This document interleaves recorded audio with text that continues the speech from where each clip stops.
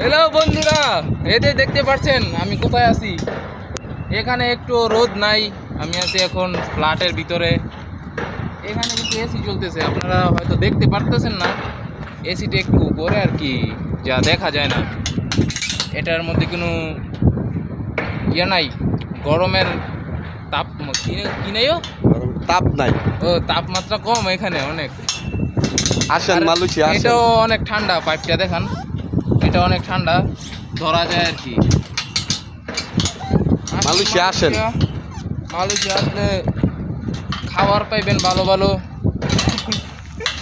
সমস্যা নাই। পুলিশের ধরলেও কোনো সমস্যা নাই, পুলিশেরা অনেক আদর করে, পুলিশেরা খাওয়ানো দেয় ভালো ভালো খাওয়ানো। শ্বশুর বাড়িতে তো এরকম খাওয়ান পাইবেন না। শ্বশুর বাড়িতে